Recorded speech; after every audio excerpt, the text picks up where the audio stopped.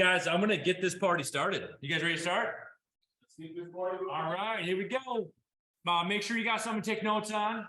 Yep. Okay, Kyle, we're gonna talk about how the big difference, the big diff between fat loss and weight loss. So here's the seminar objectives, everybody. I want to help you understand the difference between fat loss and weight loss. I'm going to take you through that. You'll be able to understand that. Hopefully you'll learn more about what you need to learn about. So hopefully, like today, you might learn about things that you didn't know about, or you might want to go learn more about.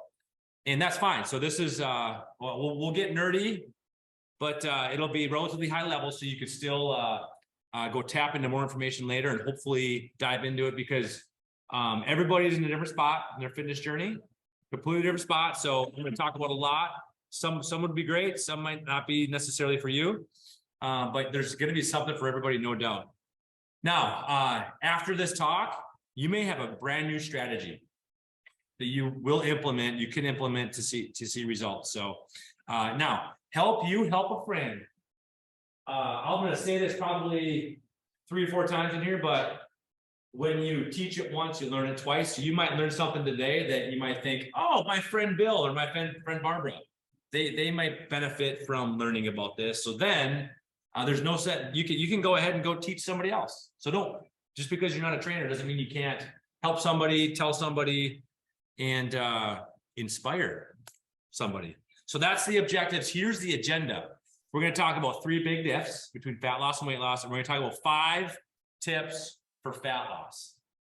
Sound good? Yep. 5 tips. So buckle up, buttercup. That buttercup will make more sense here in a little bit. So we're going to talk about that. Okay. Okay. So here is who we are. So FitClub. So there's people online that might not know who we are. So I'm broadcasting out of Snap, Fitness Elk River, and we have what we call FitClub. It's it's our training services that are with Snap. It's like a different membership, another alternative to have services that might be personal training or group training or online training. It's our service portion of Snap Fitness. So that is who we are, and we're a group of people that have similar goals in mind of burning fat and building muscle and not necessarily losing weight, but and I am the owner of the Elk River and Rogers Snap and FitClub. I'm a Waseca born guy, UW River Falls grad, so go Blue Jays, then go Falcons in River Falls. I started training in 2001, became corporate guy for 11 years, worked in a big gym around the cities. Been a married guy for 15 years. I've been a gym owner guy for 7 years. So been in the industry for a while. But what I'm going to talk about is from a FitClub standpoint. Like I said, that's our training services. That's our service platform through Snap.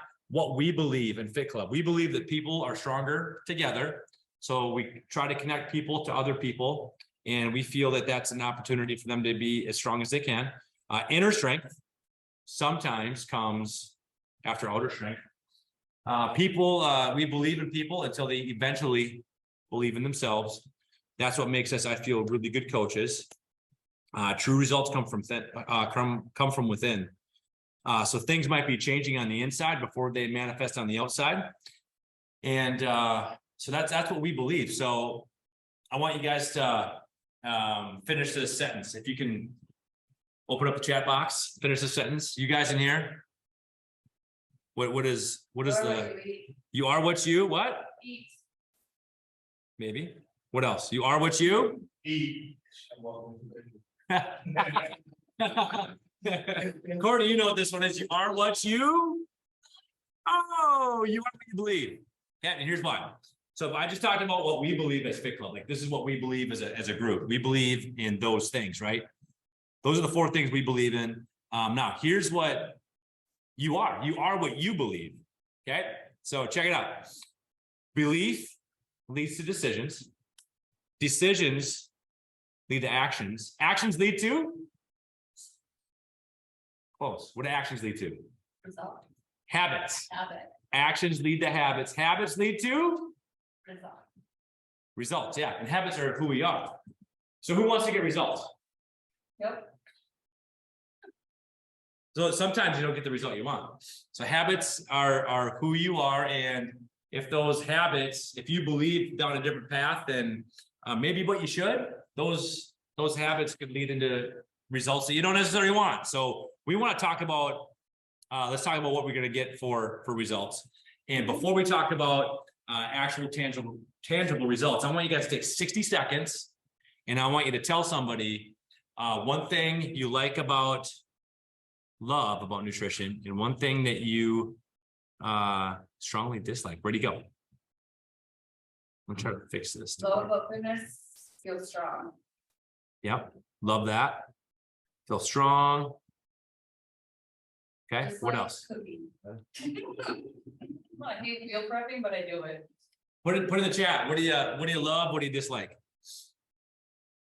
I dislike the negative self-talk wins sometimes. Yep. Negative. Yeah, negative self-talk sometimes. Say, Yeah. I can't do it. I can't do it. And Yeah. I just feel him like, I know he's new, but you can call me out.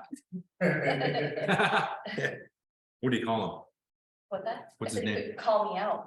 Yeah. Okay. Oh, that's what you said. Okay. Yeah. Yeah, that's good. So when you get called out, that helps you though? Yeah. Yeah. Okay, good. That's why I'm here. That's why you're here. I like it. Accountability. Yeah. So why do I ask that? Because there's some things that you don't like, and there's things that you do like. Do you think that sometimes the things that you don't like are beneficial for you? Oh, yeah. So sometimes the things that you do like are not beneficial for you, right? All right. So now that's kind of why I have this whole belief talk, is because I just feel like if I can talk about what I believe, tell you guys what I believe, and if you guys start to believe in that, you'll start changing your thought process.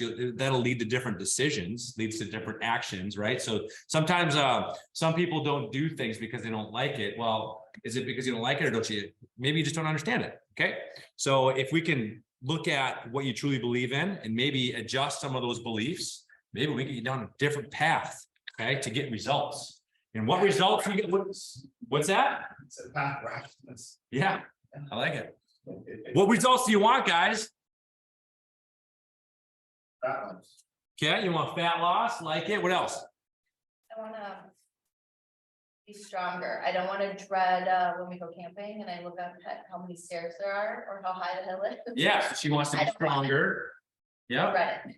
And yeah, not dread about going up steps.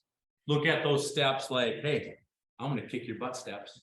I want to be a good role model. That's for my that, kids. back to that self-talk, right? Good role model for your kids. I love it. Jess, those are great. Okay, here's what we want. Okay, check it out. Tone up and lose weight. Right, that's just generally speaking when people want results, like, hey, I want to, and all those things that you talked about, those are all measurable results. Like, for example, being strong, well, that'll show up in results. That'll show up physiologically. So you'll see that change in your body. So tone up and lose weight. That's generally speaking, like when people like January, New Year's resolutions, people are excited to do fitness. What in their brain is like, all right, I got to tone up, I got to lose weight. As a trainer, that's what I hear that all the time. Yep. Which is fine. That's great. But really what is happening, what tells when you say that, the information that receives my trainer brain is we need to reduce body fat. Okay, so measurable actions reduce body fat. So say that you want to have more energy.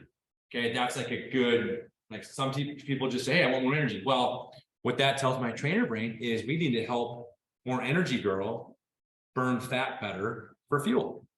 We need to help more energy girl increase muscle mass. So if you're stronger, it takes less effort to do the things that you like to do, right? When you're facing those steps to go up, okay, having strong glutes, quads, hamstrings, you're going to have a better experience climbing up those steps, or, that obstacle you have. Does that make sense? Yep. So that, like, when you look at it, at the end of the day, when people want to tone up, lose weight, there's physiological change involved, and this is what we're talking about. So now when I go into helping somebody, or when our coach is going to helping somebody, we got to look at their program and we got to think about, okay, how can I help this person put skeletal muscle mass on the tone up part, right? So you can't really tone up without building muscle, right? So sometimes people will just say, I just want long, lean muscles. Well, that's fine, but if you're not building muscle, by default, you're losing it. Because what two things do you have against you? Okay, there's three things you have against you. There's three things going against you in life. There's only really three. What are they? Forgot. No, good guess though, but this is the right answer. I got the right answer. I'll give you hints. One of them is time. Okay. The next one's gravity. So time is against you, gravity is against you. What's the third thing? Third thing is taxes. Gravity, time, and taxes. Those are the taxes. Those are the three things that are against you in life. Those are the three things. So yeah, when you wake up in the morning, you got to fight a battle. You're fighting against those three things. Gravity, time, and taxes. So yeah, so anyway, so like this is like these things should be happening, right? So as you get older, you lose lean mass. We'll talk about that in a second. So how do you release fat with fuel? How do we do that? A few things to consider. Your nutrition. Okay. So you can have a nutrition plan that doesn't allow you to burn fat for fuel. Okay. Or does. Exercise. Sometimes your exercise program gets in the way. Sometimes you have a lot of stress. Okay. And that's sometimes people can't do anything about stress. There is things you can do about it. I'm not going to focus on that too much, but exercise and nutrition are those are the main factors, right? So your belief system in those two things is important. So, for example, got a gal I've been working with for a long time, and she did a check-in. This is a couple years ago. She did a check-in, but it happens on a regular basis. And she did a check-in and looked at her change in body fat. Didn't see what she wanted to see. We did her check-in. We saw the change in muscle that didn't go up. Okay, so fat didn't go down, muscle didn't go up. And she looked at me and said, "But Luke, she's trying so hard." So she's busting her butt and she's working hard. She truly is. And so I said, "Okay, well, tell me a little bit more about that. What are you trying hard at? What are you working hard at?" She said, "I'm hardly eating anything." And so that's in her mind, her belief system had her down a path of hardly eating at all, right? Which contradicts what we're trying to do. Okay, that's an example of your belief system and how it might not play into the results that you truly want, which is to burn fat and release fuel. And finally, sweat and urine. Okay, sweat and urine. You guys have questions on that? It's sweating you, I just can't explain it. Oh yeah, I was hoping somebody to say. Yeah, so that's how you release fat. So fat, it doesn't just disappear. Okay, you sweat it out, you breathe it out, and you pee it out. That's how fat comes out your body. So drink your water. Okay, drink a lot of water. Okay, now why increase muscle? Why should we increase muscle? Metabolism. Yeah, metabolism. Yeah, so increasing muscle increases your metabolism, million other benefits, right? But like I said, I'm trying to get people to burn fat, build muscle, right? Yeah, it helps you go down and kneel down to your kids. And I had one guy that wanted to really put his canoe up on it. He's like 80. He wanted to put his canoe up on his car for another 10 years. So we cranked it. We got to build muscle, right? So there's two things. There's two ways that you benefit from adding muscle. So one of them is 20%. So you get a 20% bump. Okay. And then you also get a 7 calorie per day bump. Okay. Those two things, which is kind of nice. Would you guys not? Is that kind of nice to have that? Yes. You got any questions on this? Want me to explain what 20% is? Just full of jokes. So 20% now, when you lift, right? So say that you do full body resistance training You open up a full can of whoop ass, right? And you lift. Sometimes after you lift, what happens a day or two after? Sore. You're sore, right? So that soreness is micro adhesions in your what? In your muscle, right? So you get muscle tears, micro adhesions, and when your body, when you break that down through your sweet lift sesh, right? Your body has to, what's your body have to do? What should be the response? Repair. Got to repair, right? So your body has to work to repair said muscle breakdown. So you get a 20% bump in metabolism. So 20% bump in metabolism as your body repairs.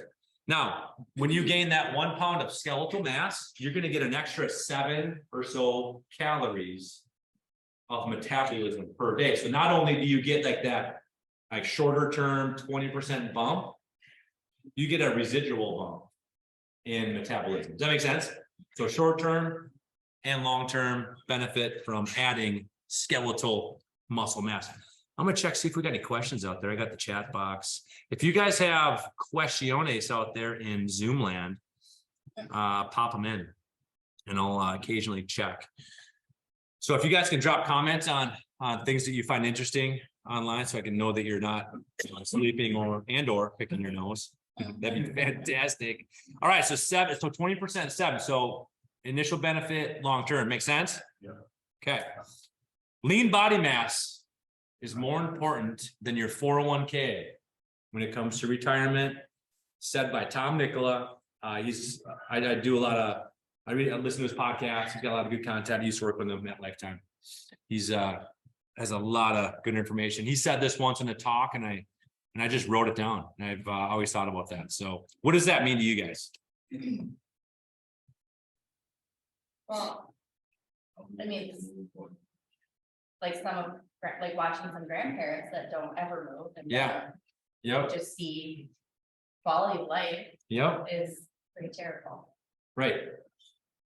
Like, that's exactly where you're going. No, that's exactly right. Yeah, because as you get older, you've been around for a while, so you got time against you. You got gravity fighting against you, and you've been taxed. You've been taxed. Lots of taxes. So like a 401k, it's a tax shelter, right? So lean body mass more important to you for retirement than a 401k. What is it better to start a 401k? When is it best to start? Long time. Long time ago. Yeah, long time ago. This is the right answer, right? You always want to start it earlier. Why? Yeah. No time, Yep.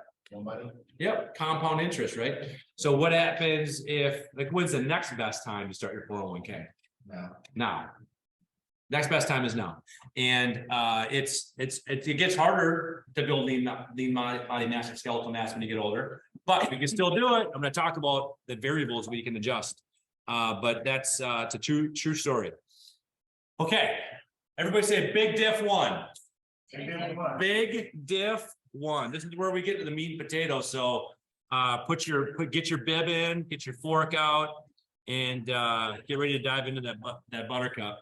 So the scale may lie, people. So the scale does not tell the whole story. In fact, I'm going to tell you that it will lie. Okay. I'm telling the truth when I say it will lie. Okay. The scale is deceiving because the scale only measures your what? Weight. And an in-body measures your what?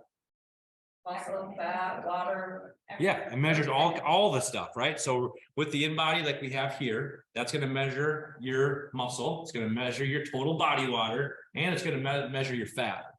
So we are able to see what's happening on the inside before it might manifest to the outside, right? So we're able to see little changes in your progress before well, basically, if we're doing this, you might lose 10 pounds, right, on the scale, but then you jump on the in-body and you might have lost 3 pounds of muscle and then 7 pounds of fat, so it's great losing fat. That's awesome. But if you're losing muscle, you want to know about it so we can make adjustments in your program to not lose muscle. Does that make sense? Big diff. Everybody say big diff 2. Big diff 2 is build muscle. And that leads us into, now, weight loss doesn't necessarily account for adding muscle, right? So it's just pure scale weight removing from your body. Whereas fat loss, we're looking at the type of tissue that you're changing out. So our version of increasing skeletal muscle is full body resistance training. These gals are doing an RDL. This is another RDL, and those are all pull. I might have all pull exercises on this. Yep, those are all pull. So now everybody's doing just a little more than they thought they could, right? So this is max week. So they're lifting the most that they've probably ever lifted before. Okay, so they're pushing their body, they're pushing their mechanics a little further than they thought they could do, and that's how your body changes, right? If you only did what you thought you could do, you'll always stay the same. So that's why you need to go beyond what you thought you could do, and that's where coaching comes in, having a workout buddy comes in, or like being in our classes where there's multiple people working out. That's why that stuff works, because there's multiple people. And when I grab my camera and I say, all right, we're gonna do your max. Now we watch your max and we record it. So number one, we record it and we can categorize it, but we're watching your form too. So you want to make sure you got proper form. That's key because you don't want to get hurt, right? So we got to make sure your form is right. Because for example, like some of those exercises, like those RDLs, like RDLs are a fantastic exercise if you do it right. They could be horrible if you do them wrong, right? You could hurt your back, or you could eventually you could potentially work muscles you're not trying to work, right? Like your lower back muscles and instead of your glutes. We'll talk about that in a second. We want to make sure you're working the right tissue, and that's why it's nice having a coach. So let me get out of here. There we go. So yeah, so going beyond what you thought you could do is important when you're trying to build muscle. And here's the cadence that works really well for, this is what we follow. Push, pull, full, green. This would be if you're working out, doing a 4-day split in a week, this would be a good cadence to follow. Okay. And this is very general information. Everybody's in a different spot. Okay. If some people, if they're only doing 2 days of weight training, okay, they're just going to do a push, pull, green. And when we talk about doing full body resistance training or weight training, when I'm talking about the push and the pull, that's actually doing weight training. And sometimes people will do weights to get a cardiovascular benefit. Like sometimes they'll take a group fitness class, right? So familiar with group fitness. If it's in a group fitness studio, like a boot camp or something like that. Yeah, oftentimes I'll ask people, hey, do you lift weights? Yeah, I lift weights, but it's in a class. It's in a group fitness situation, and we're doing 20 reps with 10 pound dumbbells. That's different than actually lifting weights, right? So you're using weights to get a cardiovascular benefit. It's not really impacting your muscle as much as truly overloading your skeletal system. Does that make sense? Mm-hmm. So there's a difference between doing like full body weight training with lighter dumbbells in a cardiovascular situation versus a true push pull program where you're literally lifting more weight than you thought you could do, and you're going to get a completely different response from that. Does that make sense? Yeah. So I want to make sure we're on the same page with that. So your push, pull, full, those should be like higher heart rate days. You're going to get a lot of intensity out of that, a lot of caloric expenditure. But to offset that with green cardio, we'll talk about cardio in a second. That'll make more sense in a couple slides. But just doing a moderate intensity cardio for 60 seconds. 60 seconds. Just kidding. 60 minutes. And I'll talk more about the time why that's important. Okay, so that's a good cadence to follow. Questions on the cadence? Does that make sense? So push, pull, lifting weights, full body cardio, like a boot camp class, and then green, just lower to mid intensity cardio. Okay, big diff number 3. Everybody say big diff number 3. Big diff number 3. Okay, here we go. So we got what did I say I had? This is my third big difference, and we're gonna get to tips. So this is the last big diff. Program your body. Did you guys know that you can program your body to burn fat? You can literally teach your body to burn fat for fuel. What's that? So you can program your body. What does that say? What does that say? I'm gonna show you. I'm gonna show you how to program that. Yeah. Right, I can break down the sentence. So quick trivia here. So now, here's if you can burn fat better, if your body is more efficient at burning fat better, by default, you should have more energy. Who knows the amount of energy that a gram of fat yields versus a gram of carbohydrates? Anybody know what that is? So what's the measurement of energy? What are we talking about? What do we call that? Calories, right? So calories is a unit of energy. So fat yields more energy than carbohydrates. How many calories is 1 gram? So if you have 1 gram of fat and 1 gram of carbohydrate, okay, which burns more? Which one? Do you know? Anybody? I know you know. Fat. Yeah, fat yields. How many calories comes from 1 gram of fat? 35. Well, that's 1 pound. 1 pound. So 1 gram of fat is 9 calories. 9, yeah. So you would say you burn a gram of fat off your body, you're gonna get 9 calories on that. So that's why, like, when you say that I want more energy, well, part of that is, yeah, you can either just drink more caffeine, okay, that's an option, or you can teach your body to burn fat for fuel because fat yields more energy. Okay, you can program your body to burn fat. Now, what weighs more? 2 kilograms of fat or 2 kilograms of muscle? It's neither thing. They weigh the same. They weigh the same, baby. They're just different densities, right? So muscle is much more dense. So when people say that, oh, I don't want to bulk up like Olga or get huge traps, because I guess that's what it is now. It's like not glutes anymore. Like baby got back, it's baby got traps. So that's kind of what like the new. They're starting to rap. They're starting to rap about stuff. Yeah, they're starting to rap about traps.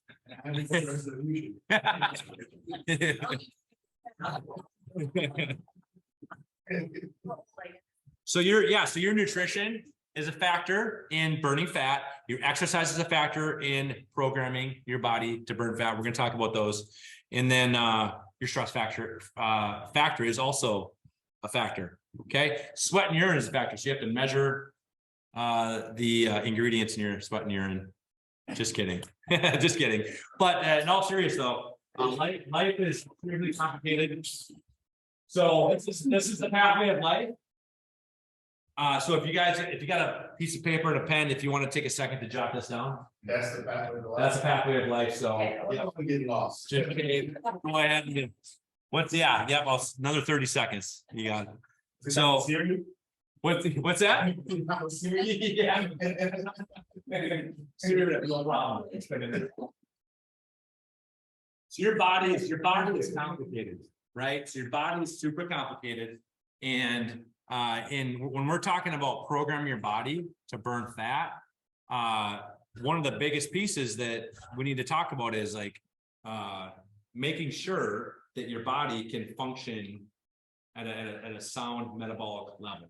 Okay, right. We're going to talk about what that means because your metabolism, it's not only just your metabolism, but it's your genetics lead into your metabolism too. The previous 10 years of your life of nutrition choices or not, the lack thereof, good choices, or exercise or lack thereof, like all that's going to play into how your body responds. So there's a different plan for everybody, right? Everybody's in a different spot. So now that we kind of understand that, now we're gonna talk strategy. So I'm gonna go high level, like big rocks here.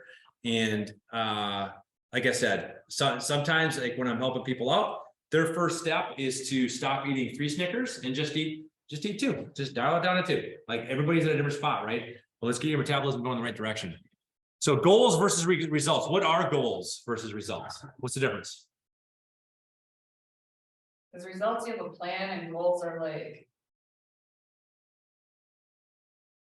you say at the end you wanna do 20 pounds, but that's just your goal, there's no plan with it, that's just your goal. Yeah. Your results, you plan it out, map it out. Mhm. They should get results from the competition involved. Yeah. Yep. So when you say, hey, sometimes you'll ask, hey, what's your goal? Lose 20 pounds. Goal is to lose 20 pounds. That's a great thought, but in our context, that's a result and not a goal. Right. A result is what you get out of achieving your goals. Your goals should be actionable, behavioral things you can do like every day. So rather than waking up in the morning thinking, oh, I gotta lose 20 pounds. Oh, shoot, how am I gonna do it? Okay, 20 pounds. I can figure out how to lose 20 pounds, 20 pounds. You know, that's not the belief channel we're going down. You should be thinking about, okay, these are the 3 things I need to do today to lose the 20 pounds that I want to lose. Does that make sense? So goal is pretty much just like. And so to speak, it's like itemizing like pinpoint what you actually don't want to do versus just like.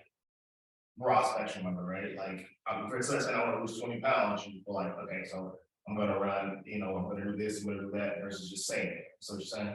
Yep. Well, yeah. So we'll get into it. Let's talk about goals versus results. Can I ask a quick question about Yeah. that related specifically to the challenge? So Yeah. so we set our goals now.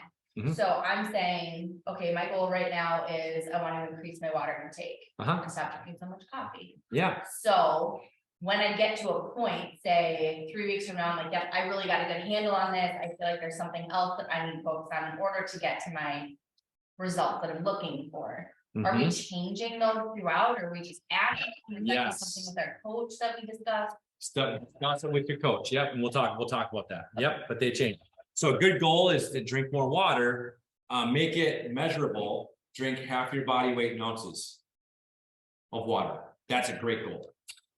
And drinking more water can absolutely help you burn fat, because where does fat go when you burn it? Yeah, sweat it out, breathe it out, pee it out. Eating every ounce is a good thing. Yeah, yeah. So this is the view angle. Okay, so this is the view angle. We don't call it the triangle. Okay, because these are how we set goals. We set goals underneath nutrition, exercise, and supplements. They're very, very actionable. You either follow the nutrition plan or you didn't. You either took your supplements or you didn't. You either exercised or you didn't. And that's why we don't call it triangle. We call it doing, because we're doing these things. We're not trying them. Doing them. Okay. So nutrition now these. So for example, so say that you have a busy life. You're a hockey mom or a hockey dad, and you got a full-time job. And you have another side job you go. So you have hardly any time to do the exercise part. Okay. If you go into this challenge, or you go into this journey of burning fat, building muscle, journey of fat loss, okay, we have to recognize that if you can't literally put the time into exercise, we got to leverage these other two pieces. Okay. Maybe you're not ready to change your diet. Okay, you're just, I'm not ready to cut down to 2 Snickers a day. I'm gonna need my 3, right? So if you're not gonna think about your diet or really plug into that or really change much, then you gotta leverage these other 2 pieces. Let's focus on these 2. So, and everybody's, to answer your question, everybody's in a different spot, right? But how can you can only do that for so long. You can only do it for so long. Right. So now this is where we talk about fat burner versus lean earner. All right. So what that means is there's two types of people in this world. Okay, there's fat burners and there's lean earners. And here's the difference. So now these are different strategies. When we have the objective to burn fat and build muscle, okay, there's 2 types of people in this world. There's people that follow a fat burner program, and there's people that follow a lean earner program. Now, typically, like these are very, very general. Like for lean earner, typically you're like less than 20% body fat. And I have greater than 30, but you may be at 25% or 23% and still be a fat burner. That's why you need a coach to teach you on that. Now, the difference is when you're a fat burner, your goals are built around prioritizing building, burning fat. Your goals are prioritized around, by goals meaning the supplements you take, the nutrition program you do, and the exercise program you do. So you might start out your fitness journey, your fitness path as a fat burner, right? And then 6 months later, you absolutely crush it, you lose body fat, you build muscle. And what happens after doing the same plan for an extended period of time? What happens? Yeah, you'll plateau. You're going to see results, right? You'll see results, and then you'll plateau. And then when you've plateaued and you need to change something, okay, that means that's when we're taking a step into being a leaner, perhaps. Okay, so eventually you will change. So sometimes people get into a situation where, there's some weight loss programs out there that some big ones out there. There's I guess called Weight Watchers, is one of the bigger ones, right? So I know a lot of people have done it. I don't want to poo-poo. I'm not here to poo-poo weight loss. People can do it. That's fine. It's just different than what we do. Okay. A lot of times people will do a weight loss program like Weight Watchers, and they'll lose 20 pounds. Okay. They lose 20 pounds and then they'll starts with it, and then what happens? Gain it back plus some. They gain it back and plus some, right? And it happens, I see it a lot, it happens all the time. They gain it back and then some. And they're here talking to one of our coaches, and they'll say, you know what, I'm just gonna go back to what I did with Weight Watchers, my weight loss program, because it worked. I lost 20 pounds. And then the response typically is, well, if it worked for you, then why are we having this conversation? So it didn't work because, yeah, you lost 20 pounds, but then you gained it back. Right. So therefore, I don't think it worked, right? So now we gotta try to get a more of a sustainable plan. And a sustainable plan is something that progresses as you progress, right? Because if you want to get results and continue to get results, right? So when you start a plan and you run that plan for 6 months or what have you, your physiology should what? Should it change? Right? Yeah. So you should add muscle and burn fat, right? So if you're programming your body to burn fat, you're building muscle, your physiology changes. So the 6 month from now it's a different person. So you have to do different things. So that's why we start getting into other objectives. When we start getting our head wrapped around building lean body mass or building skeletal mass as your primary objective, which is different than burning fat. We'll talk about that a little bit. Does that make sense though? Okay, so now controlling insulin. For lean or fat burner, controlling insulin is important. Who knows what insulin does? You ever hear of insulin? Sure do. So here's tip 1. Control your insulin. Oatmeal and a banana for breakfast. Is that a good idea? If you are a fat burner, meaning your primary objective is to burn fat, then no. Okay. And why is that? Why is an oatmeal and a banana not the best thing to do if you're a fat burner? If you're a lean earner, it might be. But I guess I do want to preface this before I get into this too much. Is it's important to remember the metabolic life, pathway of life. Like everybody's different. Everybody's got different genetics, different backgrounds. What works for you doesn't work for me. So part of this challenge is identifying the plan that works for you, right? In order to do that, we got to set a plan, do the plan, and then measure the results, right? So for most people that want to burn fat as their primary fuel source and build some muscle, having an oatmeal and a banana for breakfast is not the best thing to do. It's because of it derails your body's ability to burn fat. So having a higher carb breakfast. Okay, so say that you have breakfast here, right? You got your oatmeal and your banana first thing in the morning. You consume that and it increases your blood sugar, right? So what happens when blood sugar goes up? Yep, so blood sugar goes up, insulin is released, what does insulin do with the excess carbohydrate? It stores it, yeah. It stores it as fat. Sometimes. If you are a weightlifter person, like your body is adapted to weight training and building muscle, you're going to store that excess carbohydrates as glycogen in your muscles and not fat. So that's why if you're a lean earner, having some carbs in the morning might be a good idea. But like I said, we want to get people burning fat first. Like we want to see fat start melting off your body. So let's manage insulin, because insulin, we just discussed, it stores things, right? So we don't want your body storing things during the day. We want your body burning things during the day, right? So we want to burn fat, not store it. So that's why, like when you consume that oatmeal, banana, your blood sugar goes up, which insulin goes up. Okay, insulin grabs all that blood sugar, and before you know it, your blood sugar is really low again. Okay, and then what happens right here? You're elbow deep in a family-sized bag of Cool Ranch Doritos. You know, it's 10 a.m. You're like, why am I eating 10 a.m.? So that's a problem, right? So that's why you kind of start reaching for carbs. You get hangry. You get those different like sugar cravings. It's no good, right? So let's do the opposite of that. Let's keep carbohydrates low, keep them manageable, and let's follow carb backloading. So carb backloading is it's a well-studied and proven nutrition strategy.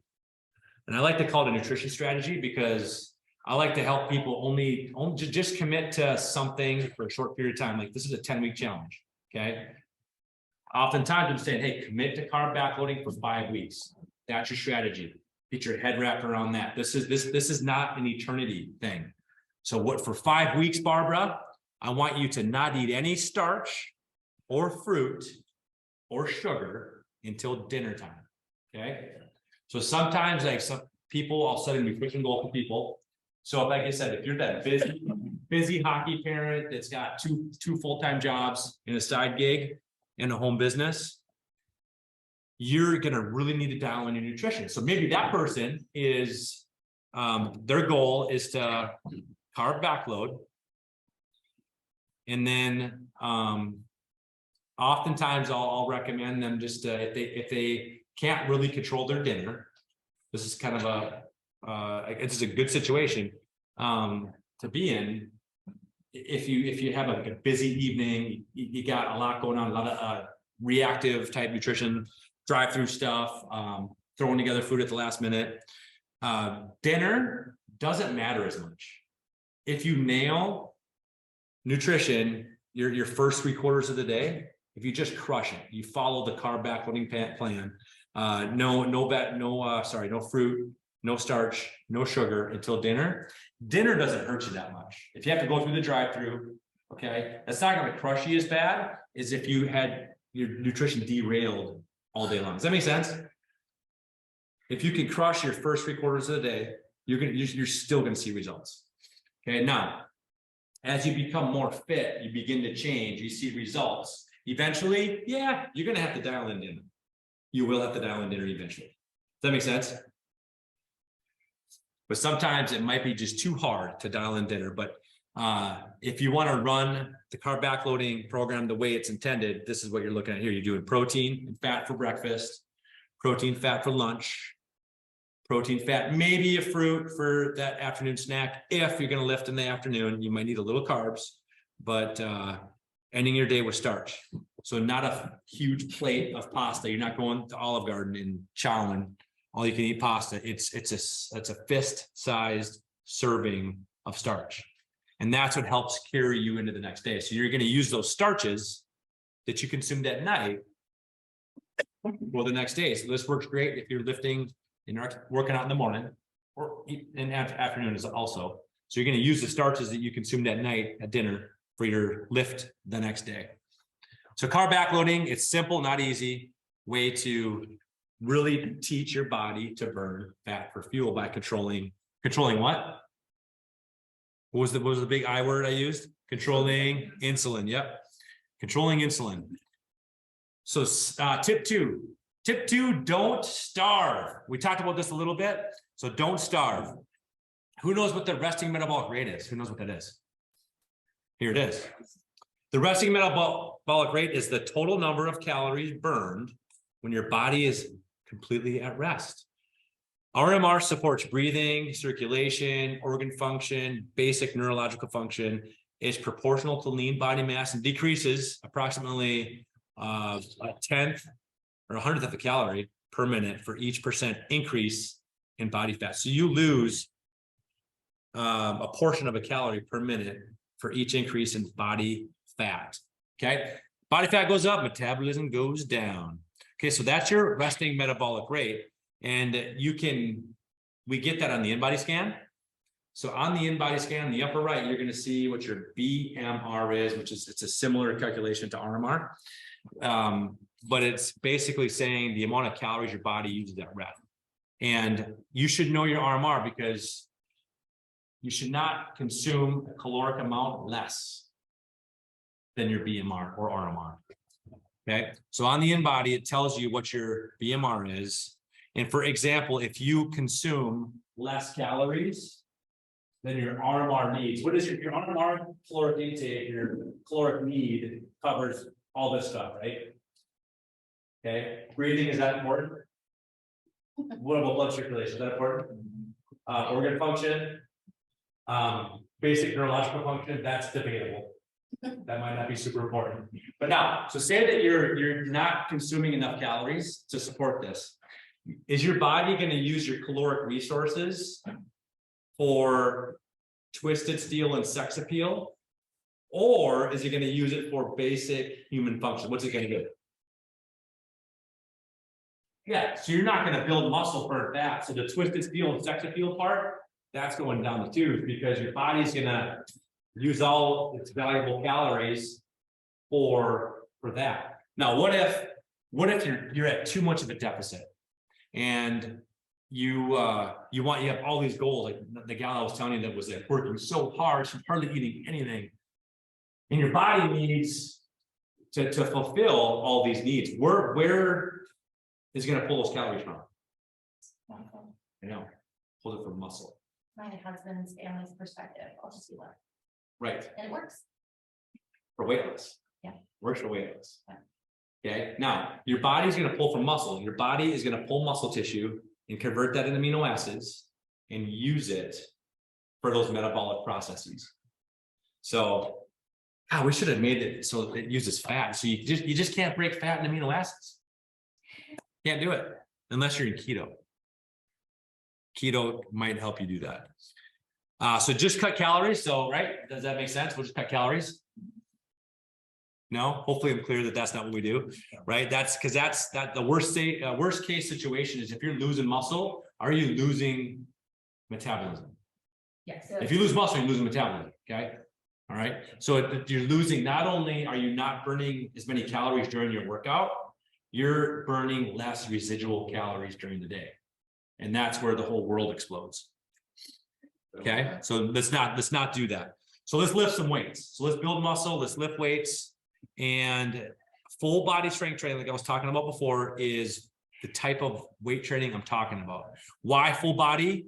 Because most of your metabolism is in your legs, especially ladies. 70% of your metabolism, ladies, is in your legs. So that's why I suggest full body resistance training or full body strength training on a daily basis, because let's use your metabolism to its full benefit every day, or as much as you can, right? So, for example, if I ever see somebody that needs to lose 50 to 100 pounds and they're just doing like these nice, simple bicep curls like this, and they're literally working less than 1% of their skeleton muscle doing this, it's just like, it's a drop in the bucket, right? So you need to work big muscle groups and get a lot of muscle activation, burn a lot of calories, and give your metabolism an opportunity to get better. This is not, these bicep curls like this is not doing that. Does that make sense? Mm-hmm. Now, what if you have poor form or impaired movement? Sometimes people, they got lower back pain, or they have a shoulder injury, or they got the sciatica, and they may not be able to move as efficient as they'd like to move. Okay. Again, I go back to the triangle. Okay. If your exercise piece is not as efficient as you'd like it to be, then you got to dial in nutrition, you got to dial in your supplements, because your exercise piece may not be as strong as you want. You may be just limited because of this. Now, but I still feel you need to have an action plan to get there. Sometimes people don't feel it. So sometimes when you do, for instance, a Romanian deadlift or a squat, sometimes when you're doing squats, if you don't feel it in your glutes, or your glutes aren't sore the next day, chances are your brain is having a hard time firing your glutes. And if your brain's not firing your glutes very well, that means they're not lengthening and shortening and activating the way we'd like them to. And if that's not happening, they're not getting tissue breakdown. You're not able to get the metabolic benefit from the squats. And the other part about that is if the glutes aren't working, something else has to take over, right? Typically it's muscles in your lower back or your quads or your hip flexors. So we need to get this figured out. So get a movement screen with a coach. I put in there is a way to get that dialed in, because a lot of people don't think about their metabolism as it relates to movement. So sometimes people with a bad shoulder, and you can't really move your scapula like you want it to, or your mobility in your shoulder limits your range of motion of your lats.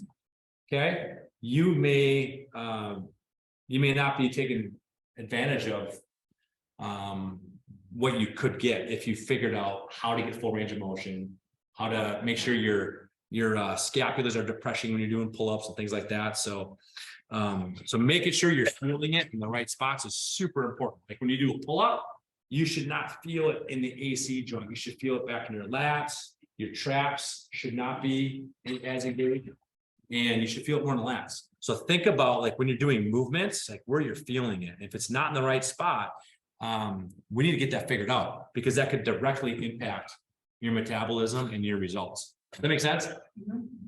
So let's lift some weights. Here's the program. So if you have 8 days a week to work out, this is what I'd have you do. You do push, pull, pull, green.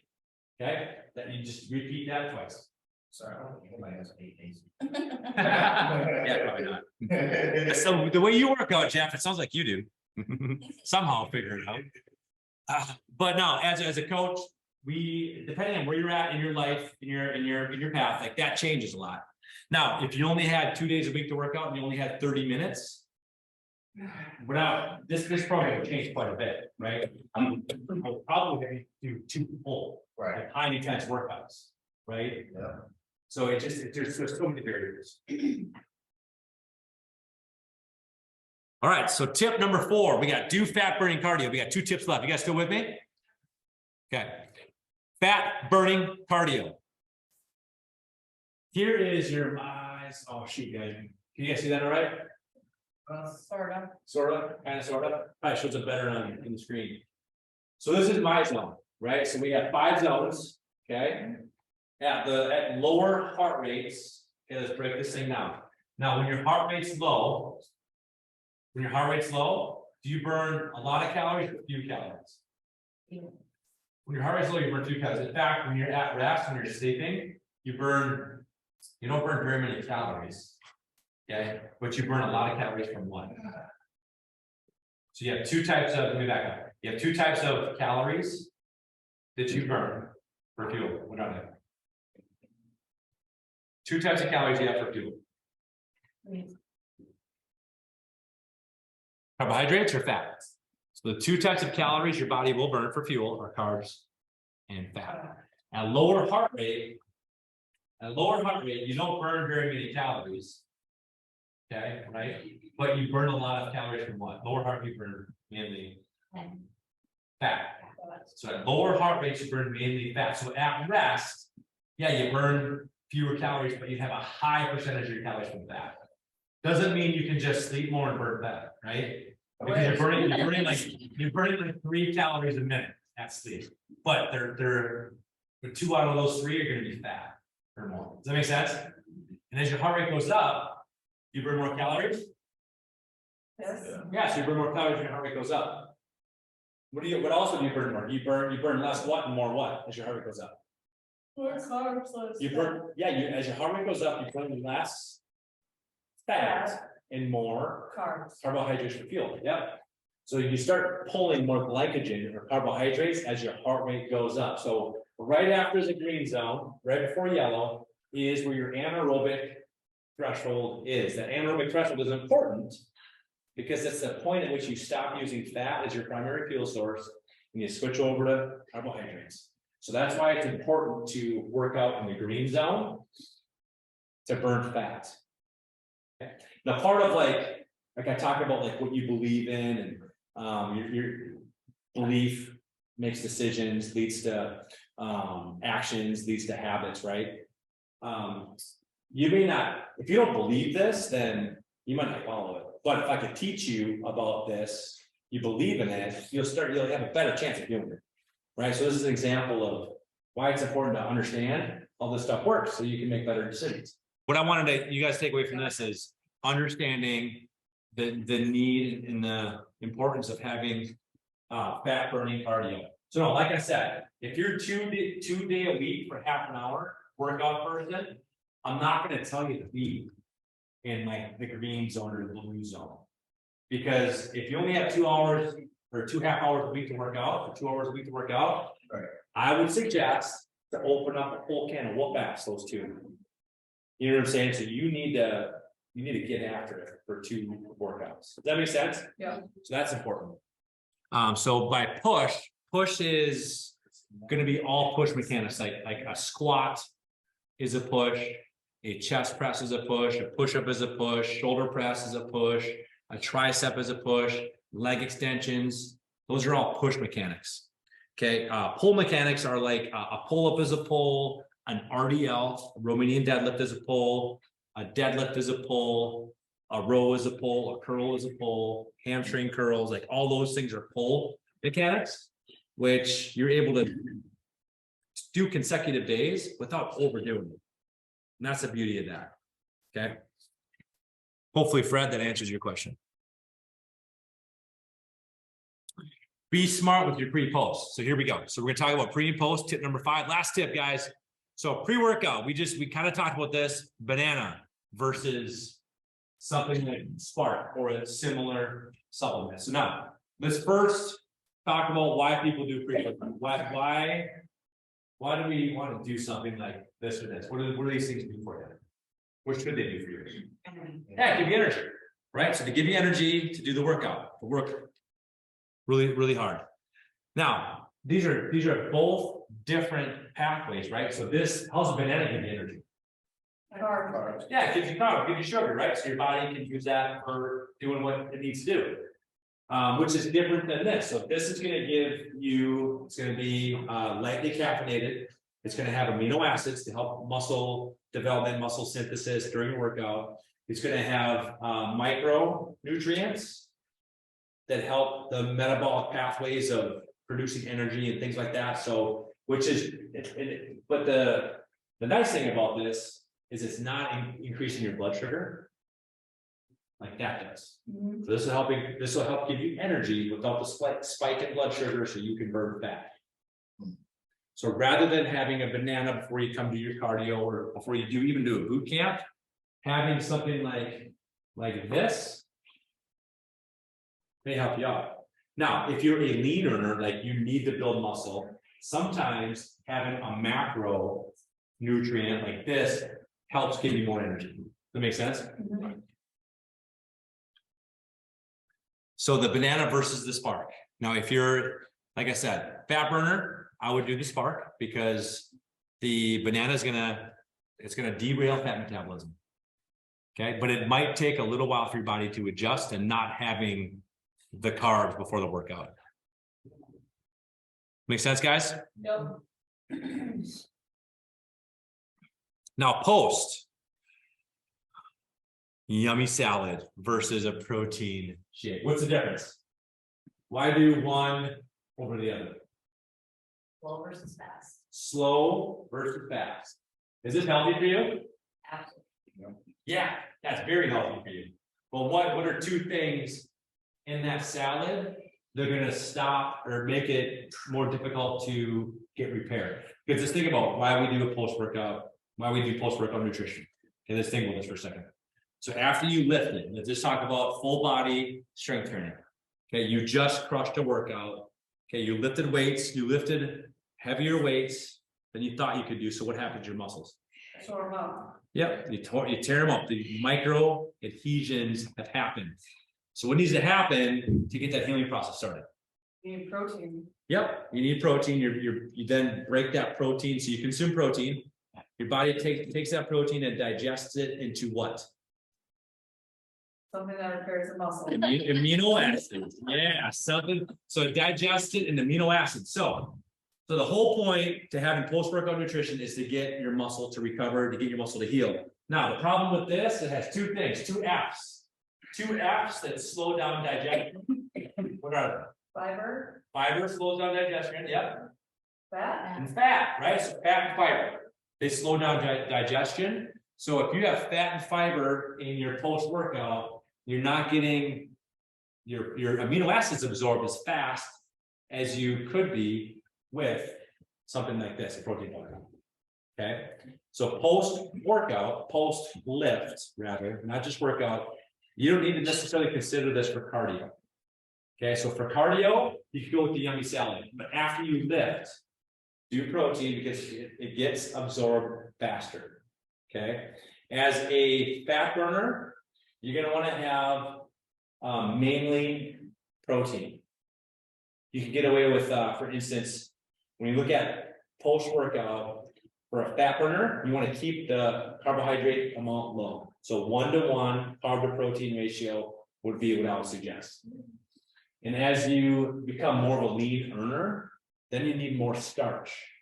You need more carbohydrates after you lift to deliver amino acids to your cells. Because remember, insulin stores. Okay, insulin stores things. So after you lift, you want insulin to carry amino acids to your muscle cells.